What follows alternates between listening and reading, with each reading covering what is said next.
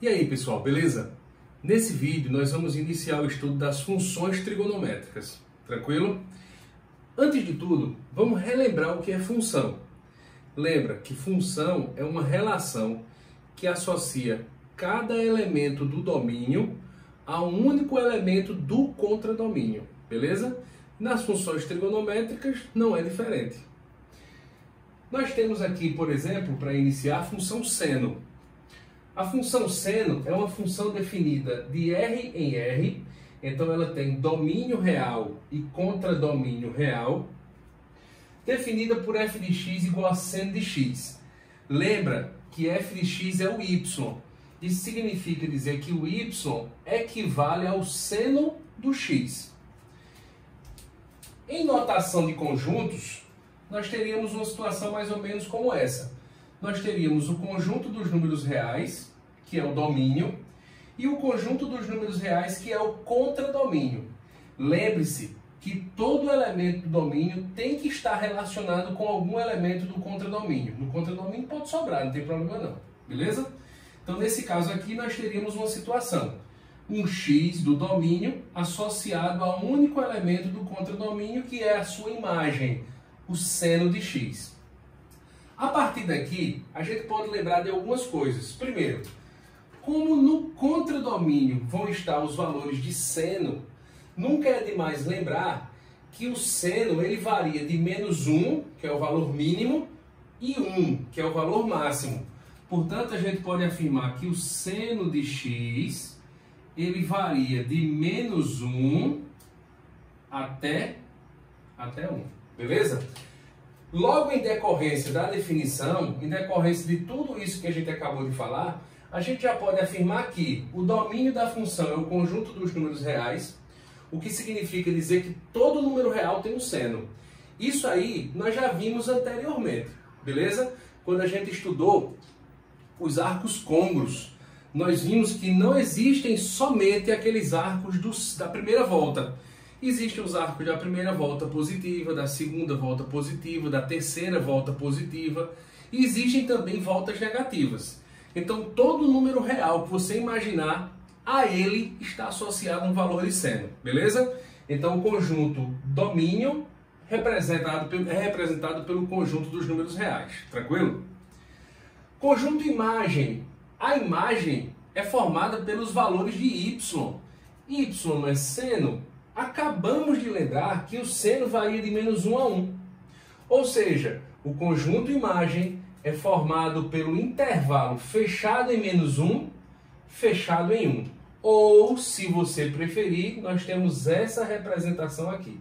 Tranquilo? Perfeito. E essa última observação, o que significa esse P? Esse P, ele representa o período da função. O período da função.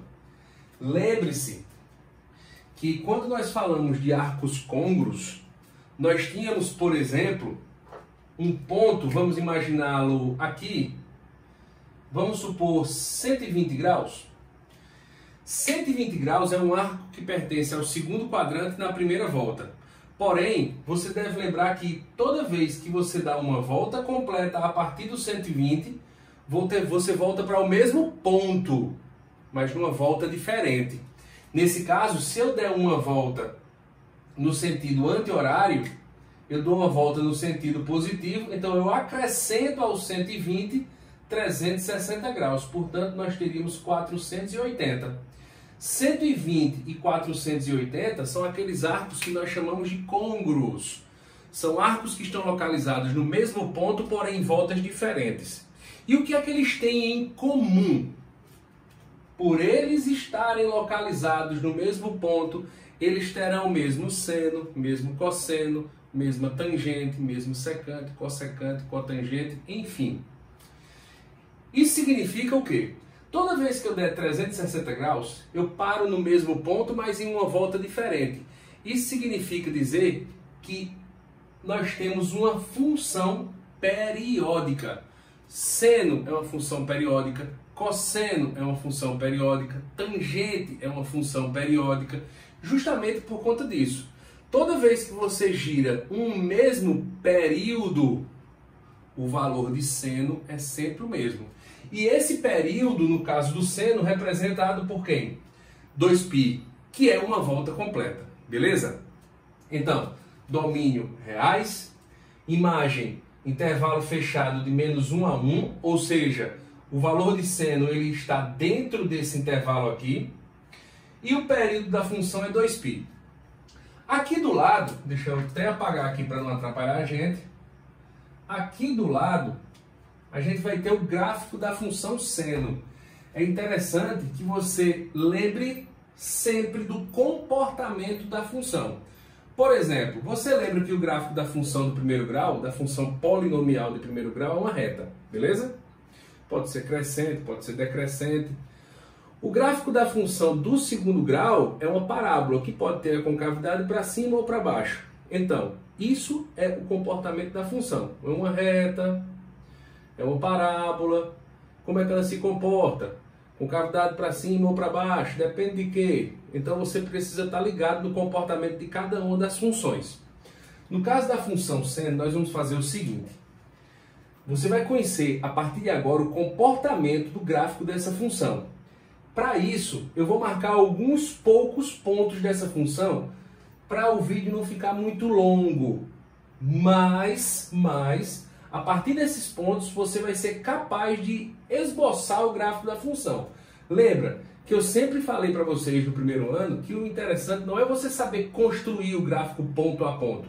Porque se você sabe qual o comportamento do gráfico, alguns pontos te dá a possibilidade de você esboçar esse gráfico sem precisar daquele tanto de detalhe.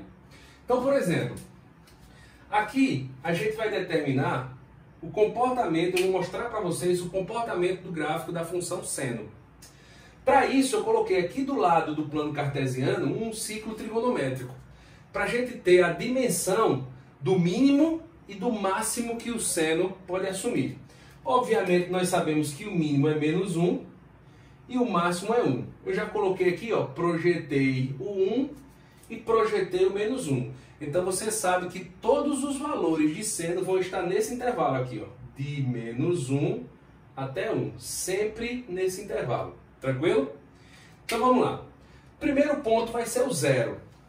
E nós sabemos que o seno de zero é zero. Está aqui, ó, o zero no ciclo trigonométrico e o seno do zero projeta no eixo vertical é zero. Beleza?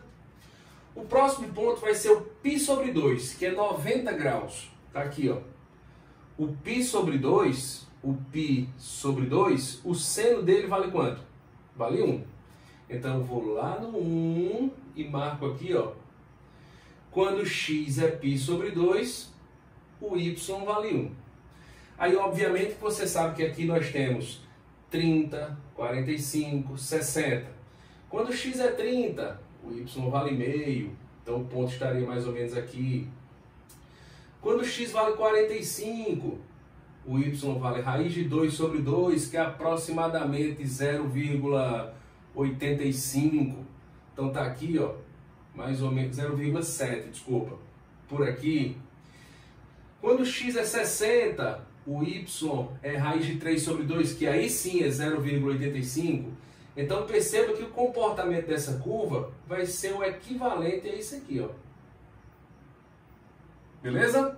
Só para a gente ir se acostumando com a curva.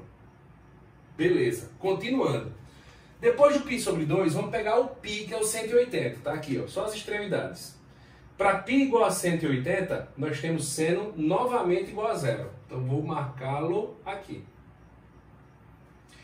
Quando x é 3π sobre 2, aqui, ó, 3π sobre 2 é 270 graus, o seno vale -1. Então, quando x é 3π sobre 2, o seno vai estar aqui embaixo, -1. E quando x é 2π, voltou para cá, o seno vale zero. O seno vale zero. Então está sobre o eixo x. Aí, vê só, minha gente. Como eu mostrei para vocês, nós vamos ter uma curva que é parecida com um quadrante. Vai lembrar para você um quadrante. Então, marcados os pontos referentes às extremidades do ciclo, eu vou agora esboçar o gráfico dessa função, que vai ser mais ou menos assim. Ops.